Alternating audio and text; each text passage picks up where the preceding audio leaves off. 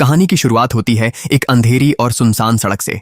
रात का वक्त है और एक ब्लैक नौजवान आदमी किसी अनजान जगह पर पैदल चला जा रहा है। वह रास्ता भटक गया है और अपने मोबाइल पर किसी से एड्रेस पूछ रहा है। सड़क पर कोई नहीं है, चारों तरफ सन्नाटा है। तभी अचानक एक सफेद रंग की कार धीरे धीरे उसके पीछे आने लगती है। पहले तो वह आदमी इस पर ध्यान नहीं देता, लेकिन थोड़ी देर बाद उसे समझ आ जाता है कि यह गाड़ी जानबूझकर उसका पीछा कर रही है। यह देखकर उसके पैरों तले जमीन खिसक जाती है। वह घबराकर अपना रास्ता बदलता है और दूसरी तरफ चलने लगता है। कुछ दूर चलने के बाद उसे लगता है कि शायद खतरा टल गया। वह रुककर सांस लेता है, लेकिन तभी पीछे से एक आदमी आता है जिसने अपने चेहरे पर मास्क लगाया हुआ है।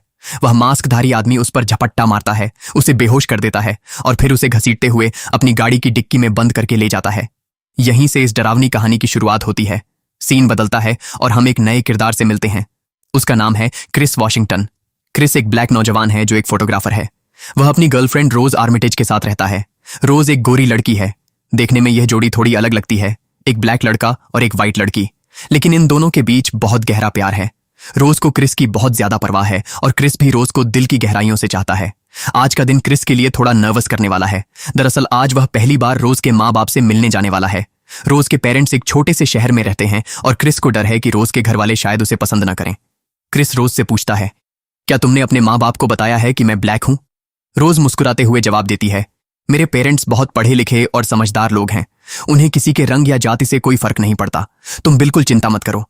क्रिस थोड़ा आश्वस्त होता है और दोनों गाड़ी में बैठकर निकल पड़ते हैं। रास्ते में क्रिस का मन होता है कि वह सिगरेट पिए। वह जेब से सिगरेट निकालता है, लेकिन रोज झट से वह सिगरेट उसके हाथ से लेकर खिड़की से बाहर फेंक देती है। यह सेहत के लिए अच्छी नहीं है, रोज कहती है। क्रिस हंसते हुए मान जाता है। थोड़ी देर बाद वह अपने पुराने दोस्त रॉड विलियम्स को फोन करता है। रॉड एक डिटेक्टिव है और क्रिस का बहुत करीबी दोस्त। क्रिस उसे बताता है कि वह कुछ दिनों के लिए रोज के पेरेंट्स के घर जा रहा है, इसलिए उसके कुत्ते का ध्यान रखना। रॉड मजाक में बोलता है, यार गोरी लड़की के साथ उसके घर अकेला मत जाना, क्या पता वो कोई चक्कर हो। क्रिस हंसकर फोन काट देता है। इसके बाद दोनों बातें करते हुए सफर करते हैं, लेकिन अचानक एक हिरन गाड़ी के सामने आ जाता है। गाड़ी की टक्कर से हिरन की मौत हो जाती है। पुलिस बुलाई जाती है। पुलिस अफसर आता है और बिना किसी वजह के क्रिस से उसकी आईडी मांगने लगता है, जबकि गाड़ी तो रोज चला रही थी। रोज तुरंत भड़क जाती है, आप उससे आईडी क्यों मांग रहे हैं? गाड़ी तो मैं चला रही थी। यह देखकर क्रिस का दिल भर आता है। उसे एहसास होता है कि रोज वाकई उसकी परवाह करती है। दोनों वापस गाड़ी में बैठते हैं और रोज के घर की तरफ निकल पड़ते हैं। कुछ देर बाद दोनों एक बड़े और खूबसूरत घर के सामने पहुंचते हैं। दरवाजे पर ही रोज के माँ बाप खड़े होकर उनका स्वागत करते हैं। रोज के पिता का नाम है डीन आर्मिटेज, जो एक न्यूरोसर्जन यानी दिमाग का डॉक्टर है। रोज की माँ का नाम है मिसी आर्मिटेज, जो एक साइकेट्रिस्ट यानी मनोचिकित्सक है। डीन बहुत ही गर्मजोशी से क्रिस का स्वागत करता है। वह कहता है, अरे भाई, अगर मेरे बस में होता तो मैं अमेरिका का प्रेसिडेंट फिर से बराक ओबामा को बनाता। यह सुनकर क्रिस को अच्छा लगता है। उसे लगता है कि यह लोग वाकई बहुत अच्छे हैं और उन्हें रंग से कोई फर्क नहीं पड़ता। डीन क्रिस को घर का चक्कर लगवाता है। वह उसे अपने पिता की तस्वीर दिखाता है, जिन्होंने कभी ओलंपिक्स में दौड़ लगाई थी। वे दूसरे नंबर पर आए थे और पहले नंबर पर एक ब्लैक खिलाड़ी था। डीन यह बात सामान्य अंदाज में बताता है। फिर डीन उसे मिसी का ऑफिस दिखाता है और बाहर गार्डन में ले जाता है। गार्डन में क्रिस की नजर दो लोगों पर पड़ती है। एक है घर का माली वॉल्टर और दूसरी है घर की कुक यानी रसोइया जॉर्जना। दोनों ब्लैक हैं। क्रिस के मन में पल भर के लिए यह सोच आती है कि इन गोरे लोगों ने जानबूझकर ब्लैक लोगों को नौकर रखा है, लेकिन डीन खुद ही बता देता है, इन दोनों को मेरे माँ बाप की देखभाल के लिए रखा गया था। जब माँ बाप गुजर गए तो मैंने इन दोनों को परिवार का हिस्सा बना लिया। यह सुनकर क्रिस को अच्छा लगता है। थोड़ी देर बाद सब लोग ड्रिंक्स के लिए बैठते हैं। जॉर्जना क्रिस के गिलास में ड्रिंक डालती है, लेकिन गिलास भर जाने के बाद भी वह डालती रही जाती है, जैसे उसका ध्यान कहीं और हो। क्रिस को यह थोड़ा अजीब लगता है। फिर मिसी जॉर्जना को वहां से जाने के लिए कह देती है। डिनर के दौरान रोज का भाई जेरेमी भी आता है। वह क्रिस से बेतुके सवाल करता है, जैसे क्या तुम्हें बास्केटबॉल खेलना आता है और तुम्हें MMA फाइटर होना चाहिए था। वह क्रिस को फाइट के लिए भी चुनौती देता है। बाकी लोग उसे चुप कराते हैं। डिनर के बाद रोज जेरेमी के इस बर्ताव के लिए माफी मांगती है, लेकिन क्रिस कहता है कोई बात नहीं। रात को रोज सो जाती है, लेकिन क्रिस को नींद नहीं आती। वह सिगरेट पीने के लिए घर से बाहर निकलता है। बाहर वह देखता है कि वॉल्टर बहुत तेजी से दौड़ता हुआ उसकी तरफ आता है और फिर मुड़ जाता है। घर की खिड़की से जॉर्जना उसे अजीब नजरों से घूर रही होती है। यह सब देखकर क्रिस घबराकर वापस घर के अंदर आ जाता है। अंदर आते ही मिसी लाइट जलाकर वहां बैठी मिलती है। वह बोलती है, आओ आज मैं तुम्हारी सिगरेट की आदत छुड़वा दूं। क्रिस हल्के में लेकर उसके सामने बैठ जाता है। मिसी के हाथ में एक चाय का कप और चम्मच है, जिसे वह धीरे धीरे घुमाती रहती है। मिसी क्रिस से उस रात के बारे में पूछने लगती है जब उसकी माँ की मौत हुई थी। क्रिस उस बारे में बात नहीं करना चाहता था, लेकिन जैसे जैसे मिसी चम्मच तेजी से घुमाती है, क्रिस उसके सवालों का जवाब देने लगता है। क्रिस को खुद समझ नहीं आता कि क्या हो रहा है। दरअसल मिसी उस चम्मच की आवाज से क्रिस को हिप्नोटाइज कर रही होती है। धीरे धीरे क्रिस का अपनी बॉडी पर से कंट्रोल जाने लगता है। वह देख और सुन सकता है, लेकिन हिल या बोल नहीं सकता। इसी हालत को मिसी संकन प्लेस कहती है, यानी एक ऐसी अंधेरी मानसिक दुनिया जहां इंसान फंस जाता है। अगली सुबह क्रिस की आंखें खुलती हैं। वह सोचता है कि शायद यह एक बुरा सपना था, लेकिन जब वह बाहर जाकर वॉल्टर से बात करता है तो वॉल्टर पूछता है, कल रात मिसी के साथ हिप्नोटाइज का सेशन कैसा रहा? यह सुनकर क्रिस को झटका लगता है। मतलब कल रात जो हुआ वह सपना नहीं था, मिसी ने सच में उसे हिप्नोटाइज किया था। क्रिस रोज को यह सब बताता है। रोज कहती है कि मां ने शायद अच्छी नीयत से यह किया होगा। इसी बीच बाहर से गाड़ियों की आवाजें आने लगती हैं। आर्मिटेज के घर पर एक बड़ी पार्टी होती है। बहुत सारे अमीर गोरे लोग आए हैं। क्रिस देखता है कि यह सभी लोग वॉल्टर से बहुत गर्मजोशी से मिल रहे हैं, जैसे वह उनका पुराना दोस्त हो। जब मेहमान क्रिस से मिलते हैं तो उनका बर्ताव बहुत अजीब होता है। वे लोग क्रिस की बॉडी की तारीफ करते हैं और उस पर हाथ फेरने लगते हैं।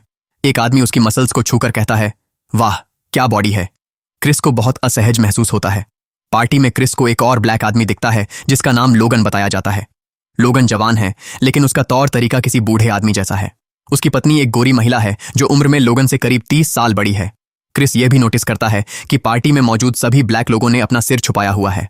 वॉल्टर हमेशा हैट पहनता है, लोगन ने भी वैसी ही हैट पहनी है और जॉर्जना ने अपने बालों से माथा ढका हुआ है। लेकिन अभी क्रिस इसका मतलब नहीं समझ पाता। पार्टी में क्रिस की मुलाकात जिम हडसन से होती है। हडसन एक आर्ट गैलरी का मालिक है और वह आंखों से अंधा है। वह क्रिस की फोटोग्राफी की बहुत तारीफ करता है। हडसन बताता है कि वह भी फोटोग्राफर बनना चाहता था, लेकिन एक बीमारी की वजह से वह अंधा हो गया। जब क्रिस ऊपर अपने कमरे में जाता है तो वह पलटकर देखता है कि नीचे सभी मेहमानों ने बात करना बंद कर दिया है और वे सब ऊपर क्रिस को देख रहे हैं, जैसे उन्होंने सिर्फ क्रिस को दिखावा करने के लिए बातें की हों। क्रिस अपने कमरे में आकर डिटेक्टिव रॉड को फोन करता है और सारी बात बताता है, हिप्नोटाइज की बात, ब्लैक लोगों का अजीब बर्ताव, सब कुछ। रॉड तुरंत कहता है, यार यहां से निकल जाओ, ये गोरे लोग तुम्हें हिप्नोटाइज करके गुलाम बना लेंगे। लेकिन क्रिस इस बात को ज्यादा सीरियसली नहीं लेता। पार्टी में क्रिस चुपचाप अपने मोबाइल से लोगन की फोटो लेने की कोशिश करता है, लेकिन फोटो लेते समय अचानक मोबाइल का फ्लैश जल जाता है। फ्लैश की रोशनी देखते ही लोगन को कुछ हो जाता है। उसके नाक से खून निकलने लगता है और वह गुस्से में क्रिस पर हमला कर देता है। हमले के दौरान वह बार बार क्रिस से कहता है, यहां से भाग जाओ, यहां से भाग जाओ। फिर सभी लोग लोगन को एक कमरे में ले जाते हैं। कुछ देर बाद लोगन बिल्कुल ठीक होकर आता है और माफी मांगता है। डीन बताता है कि लोगन को एक बीमारी है और मोबाइल का फ्लैश देखने से उसे दौरे पड़ते हैं। क्रिस फोटो अपने दोस्त रॉड को भेजता है। रॉड फोटो देखते ही चौंक जाता है। वह क्रिस को तुरंत फोन करके बताता है, ये लोगन नहीं है, ये एंड्रे है जिससे हम एक पार्टी में मिले थे। ये पिछले 6 महीनों से गायब है। यही वह आदमी है जो कहानी की शुरुआत में किडनैप हुआ था। सच्चाई सामने आती है। क्रिस को होश आता है। अब क्रिस को समझ आ जाता है कि यहां उसके लिए जाल बिछाया गया है। वह जल्दी से अपना सामान पैक करके यहां से निकलने की तैयारी करता है। तभी रोज आती है। क्रिस उससे कहता है, हमें अभी यहां से निकलना होगा, गाड़ी की चाबी लाओ। रोज नीचे जाती है। क्रिस कमरे में देखता है कि एक अलमारी का दरवाजा खुला हुआ है। वह अलमारी के पास जाता है तो वहां उसे एक डिब्बा मिलता है। उसमें रोज के कई पुराने बॉयफ्रेंड्स की तस्वीरें रखी हैं। रोज ने क्रिस से कहा था कि वह उसका पहला ब्लैक बॉयफ्रेंड है, लेकिन इन तस्वीरों में रोज के सभी बॉयफ्रेंड ब्लैक हैं। सबसे बड़ा झटका तब लगता है जब क्रिस इन तस्वीरों में वॉल्टर और जॉर्जना को देखता है। वे दोनों जो इस घर में नौकर हैं, वे भी रोज के पूर्व प्रेमी थे। अब क्रिस सब समझ जाता है। रोज भी इस षड्यंत्र का हिस्सा है। उसने जॉर्जना और वॉल्टर को भी इसी तरह फंसाया था जैसे वह क्रिस को फंसाना चाहती है। क्रिस दौड़कर नीचे आता है, लेकिन वहां पूरी फैमिली उसका रास्ता रोक कर खड़ी है। वह चिल्लाकर रोज से चाबी मांगता है। तब रोज अपने असली रूप में आती है और मुस्कुराते हुए चाबी दिखाती है।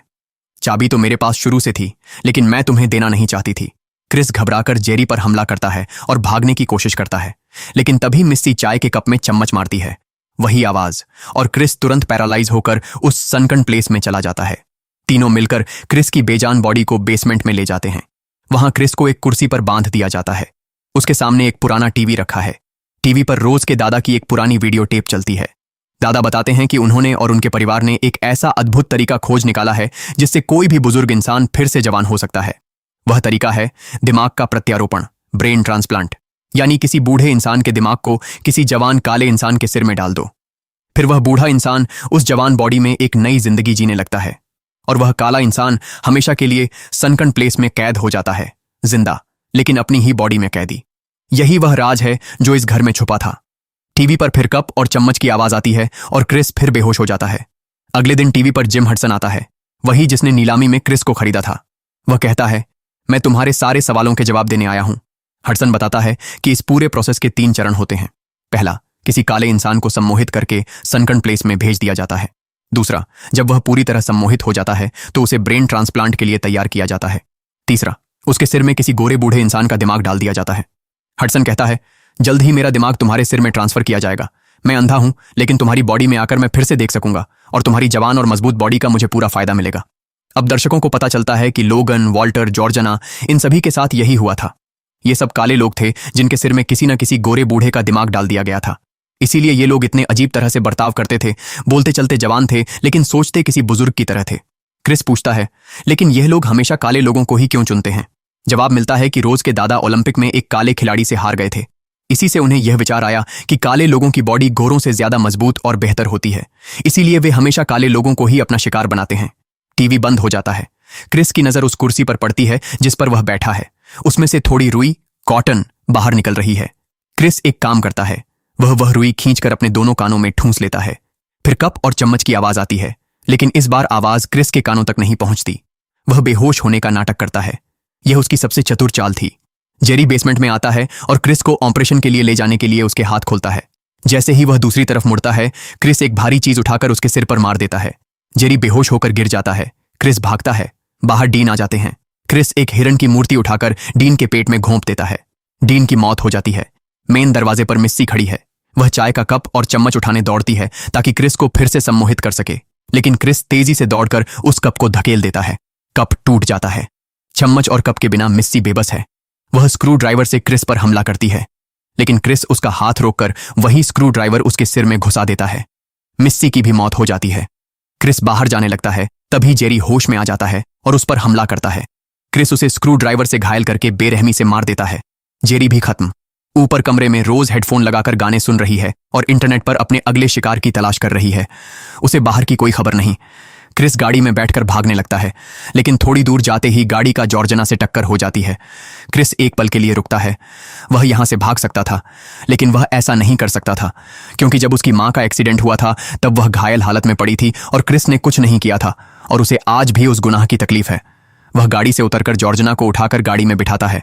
तभी एक अजीब बात होती है। जॉर्जना के माथे पर पुराने कट्स नजर आते हैं और वह चिल्लाने लगती है। क्रिस पर टूट पड़ती है, तुमने मेरी पूरी फैमिली को मार डाला। लड़ाई में क्रिस का ध्यान बढ़ जाता है और गाड़ी का एक्सीडेंट हो जाता है। क्रिस बच जाता है, लेकिन जॉर्जना और दादी मां दोनों मारी जाती हैं। गाड़ी खराब हो गई है। क्रिस पैदल भागने लगता है। पीछे से रोज बंदूक लेकर निकलती है और गोलियां चलाती है। रोज वॉल्टर को आदेश देती है, जाओ दादाजी, उसे पकड़ो।